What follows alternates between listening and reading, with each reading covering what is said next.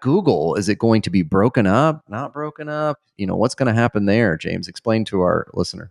Yeah, I think that's really the first topic to discuss with Google. So many issues, so many topics that we could talk about with Google. I mean, we could literally go on for 2 hours just on Google. But I think the most important thing is just the bear that's staring us in the face here, which is the potential US government breakup.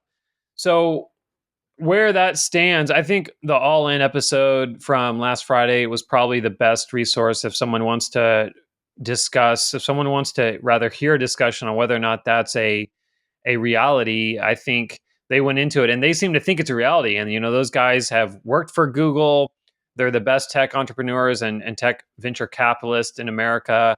So they know, and they seem to think that there's a very real possibility of Google being broken up. Now, the thing that's weird about it is that the US government seems interested in breaking off some segments of Google that wouldn't really seem to be logical to break off. So if you look at Google from a perspective of what makes money and what loses money, well, they make money from search, and that's really ads. And they also make money from ads on YouTube. And then other than that, there's not a whole lot. Google Workspace, they make money, which is like companies like I have a small business, so small businesses have to pay for their version of Gmail. And then like the App Store, their Google Play Store, they make money from that stuff. But a lot of their stuff is losing money, like their hardware, like the Pixel phone, Google Cloud. They have a whole segment called Other Bets, which is like Waymo, the self-driving cars, and Other Bets lost $6.1 billion in 2022. So a lot of their stuff is losing money. I mean, what are you going to break off? Are you going to break off like Waymo? Are you going to break off Google? Google Cloud is still losing money, even though it's growing quickly. It's still losing money. Like as an investor, do I want to buy into? I mean, obviously we buy stocks that are losing money all the time, but it'd be a tricky thing to break up, in my opinion. You buy stocks, James, that are losing money all the time. Not me. I'm joking. I've been there. I mean, so what I would like to have your take on, and we can talk a little bit about a few of the topics, but essentially what I want to break this in is to two things. Google is in regards to a long-term AI investment and where the company is set up for that. And then Google in regards to its investment in that it's going to be or likely broken up as a company, whether it self chooses to do that and split or the government forces Google to do that. So let's start with the AI play that is Google and give me your big positive is in regards to I'm thinking about investing in Google. Should I or should I not in regards to AI? And one of the things I would like to focus on is the language model in that. So what are your thoughts on that? Yeah, that itself is a tricky answer just because of the potential of a breakup. But I guess what I would say is, Excluding the breakup, just I mean, you and I had a long discussion about this previously. yeah, a few things that I'll throw out for their AI issues. So Gemini, TPUs, and AI search. So Gemini is just their AI everything. Gemini is their term for the large language model that you can talk to, write to, and get help with in different Google applications. So Gemini is their AI. TPUs are their custom AI chips. And by the way, even in their Pixel phone, they're calling it a TPU. So when you hear TPU, you think, okay, well, that's going to rival NVIDIA's GPUs in Google data centers. But also, they're using the term TPU to describe the little chips that they put into their devices, like their Pixel phone. So AI overviews is something that's going into search. So when you search um, who won World War One, then you're going to see an AI overview because that's a general question. It doesn't link to a specific business, so they're going to give you an AI overview. Ideally, AI overview shouldn't be something like, "Hey, I need a CPR class in Chicago." Ideally, the AI overview shouldn't take the place because there's a company that's paying for ads that needs that traffic to their site. So ideally, AI overview shouldn't push out company search results. But yeah, so I guess that actually transitions me into my definitive answer on that question. There are some threats to Google's underlying business due to AI. So if, for example, the AI overviews are too good, as I mentioned, it could affect ad revenue, but also ChatGPT, rather their parent company OpenAI, just decided to launch a pilot of something called SearchGPT, which is a rival search engine. There's something called Perplexity that I've never used. I've never used Perplexity, but apparently it's a pretty good search engine. And Apple itself, due to one of the lawsuits that we just had, Apple is potentially not going to get revenue from Google anymore for having Google be the default search engine.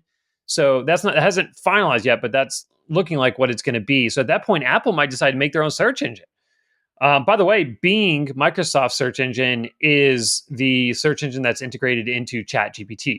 So I use Bing almost as much, if not more, than I use Google now, just because I use ChatGPT so much. So I would say there are huge threats due to AI. There are huge threats to Google's underlying business. We're not seeing a lot of that play out in their bottom line yet, and in their top line, we're not seeing them lose revenue yet due to that stuff. Right. Well, two thoughts on the matter. I mean, I'm not a I don't want to bet on Google, but we do is make basically adequate decisions in regards to our investments. And so it's not betting against Google, but I have two very big concerns. Let me give you my two biggest concerns. One is I don't see Google being the leader in search in 5 years. Okay. I don't see that. I'm really concerned that they're not going to be the lead in search any longer. I think the world will evolve away from just getting in to a search engine and that being Google, number one. And number two, their language model is just in general, their AI is not as good. And when I'm using AI on a daily basis, one of the largest things that's most important to me is accuracy. And I think the press behind Gemini's release, if I'm not basically using an AI that's giving me accurate information, then what am I using AI for, James? I mean, so I have been blown away in regards to very fine, very important details in the use of OpenAI and ChatGPT and what it can provide. And I've used Gemini some, and I'm just not there. So they're losing the as far as the language model and their search. I have big concerns there. So I am not an investor in Google. Here's your soundbite. Essentially, because they're losing the war in regards to the search. I do not envision Google being the leader in search, number one. And number two, their language model is not as good. And I don't see, unless Google starts getting out of their own way, that changing. Now, here's the positive that I see. And I haven't sifted through the financials of Google. Usually, I have. James may have, but they do YouTube. I am very bullish on. So they have a huge video registry that is YouTube, and I learn a lot from YouTube on a daily basis. And so if they were to harness the power that is YouTube, well, that's a little different story for me. I mean, be able to use Chat GPT, ask it questions with video feedback. I mean, whew. I mean, you're talking, that's what I'd be using most exclusively, just all the time. So what are your thoughts on what I just said in that regard? Do you think that's accurate? Do you Here's the problem with the YouTube thing and harnessing the power of YouTube for AI. Here's the problem with that. When you go to YouTube to watch a video, when anyone in the world goes to YouTube to watch a video, do they have to pay? No. And that's actually a problem. In other words, YouTube content is publicly available. And all the big AI model makers are using publicly available content to train their models at will. They are taking the liberty of scraping any publicly available data on the internet and using it to train their models. Now, what that means is companies like OpenAI, as we know as a fact, OpenAI has scraped all the YouTube videos to train a number of their models. So they've trained a voice model on it. They trained their video model on it. We know that Runway now has trained on YouTube content, and we just found out recently. This was just, I believe, last week. The story broke. NVIDIA is training models too, and they trained a model on YouTube videos. There was a leak from an insider in NVIDIA that they have a list of, like, a spreadsheet of the top creators they scraped YouTube videos from. So in other words, everyone's using Google's content, and even we believe that even Google has used YouTube videos without getting permission from creators. So violated potentially the copyright of creators to train on YouTube videos. In my opinion, it's not a violation of copyright because AI models learn like a human and they don't reproduce content word for word. So in my opinion, it's transformative use, which falls under fair use under US copyright law. So that being said, I guess what I would say is don't think that YouTube is that much of an asset for Google, at least how it stands right now, because everyone is using YouTube. to train their AI models. So another thing you said, and I just wanted to highlight this, you mentioned that they don't have the best, that Google doesn't have the best AI model. So to re-emphasize that, keep in mind that Apple talks to a number of different frontier AI model makers, including Google. And when Apple decided upon a model for their new Siri AI, for what we call Apple AI or Apple Intelligence, they chose OpenAI. They chose ChatGPT.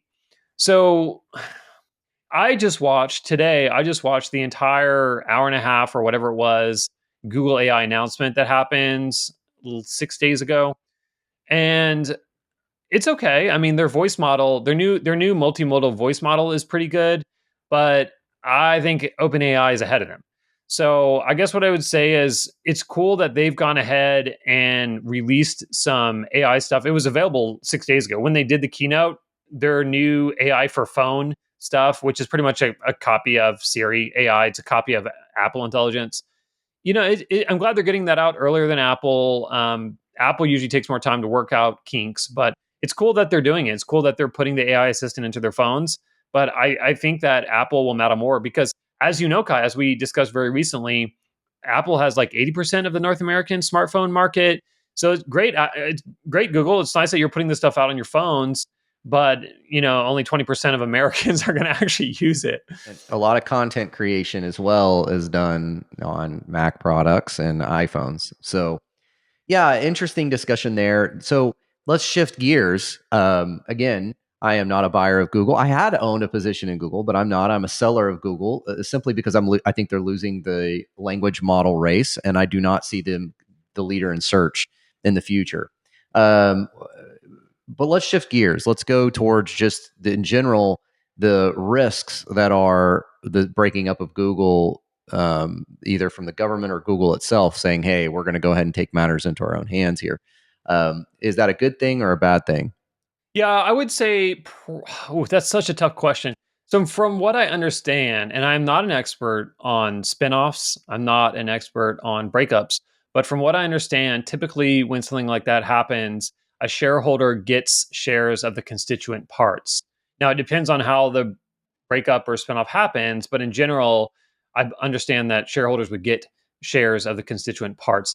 Now, let's look historically and have a little more insight into this, but let's look historically at things like GE Vernova, GE Healthcare, some of these spinoffs, some of these breakups and spinoffs that have happened in recent history. It looks like the parts spun off, like GE Vernova or GE Healthcare, have actually performed better than the what remains. So GE stock supposedly hasn't performed as well as some of the constituents that spun off from it, and there are other examples of that. Like Kellanova, I believe, is an example. So there are other examples of that, and like the spinoffs have performed pretty well as individual stocks, but the parent company shares that remained maybe haven't performed as well. Um, I don't know. So I guess, but that being said, if they need more money for Waymo, like they just announced on their earnings call 3 weeks ago that they're putting another $5 billion into their other investment category, which is pretty much Waymo and a few other little things.